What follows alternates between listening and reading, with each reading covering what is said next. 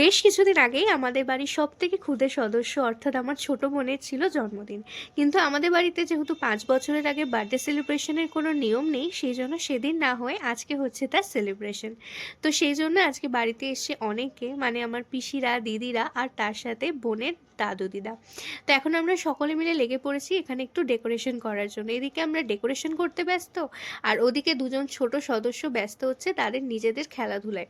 অনেকটা কাজ করে আমরা একটু এনার্জি গেইন করতে এখন বসে পড়েছি চকলেট খেতে। এটা খেয়েও আমাদের মনে হলো হয়তো আরেকটু এনার্জির প্রয়োজন রয়েছে, তাই জন্য এখন আমরা এখানে কচুরি খাচ্ছি। তারপরে বসে পড়েছি এখন বিশেষ একটা কাজে, যেটা হচ্ছে আমাদের এইটুকু বার্থডে গার্লকে এখন সাজাতে হবে। এইটুকু একটা বার্থডে গার্ল, তাকে সাজানোর জন্য লেগে পড়েছি আমরা তিনজনে মিলে।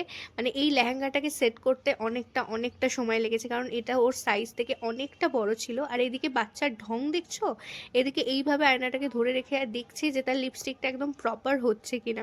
এই হচ্ছে আজকে আমাদের বার্থডে গার্লের সাজ। কেমন লাগছে তোমরা কিন্তু অবশ্যই কমেন্ট করে জানিও। সেজে যেতে না যেতেই এদিকে পেয়ে গেছে আরও গিফট নিয়ে তো সে নড়তে পারছে না। আর এই দিকে হচ্ছে সমস্ত বাচ্চা পার্টি চলে এসছে এখন। তো আমরাও এখন তিনজনে মিলে শিং ভেঙে বাছুরের দলে ঢুকে পড়েছি ফটো তোলার জন্য। এখানে হ্যালো হাই, এখানে তো এক একজন এক এক দিকে তাকাচ্ছে, বাচ্চাটা থাকলে যা হয় আর কি। আর এদিকে এখন ফাইনালি হচ্ছে এখানে কেক কাটিং, আর আমার ছোটো বোন ভীষণ ভীষণ এক্সাইটেড, কারণ এই প্রথমবারও নিজে কেক কাটছে।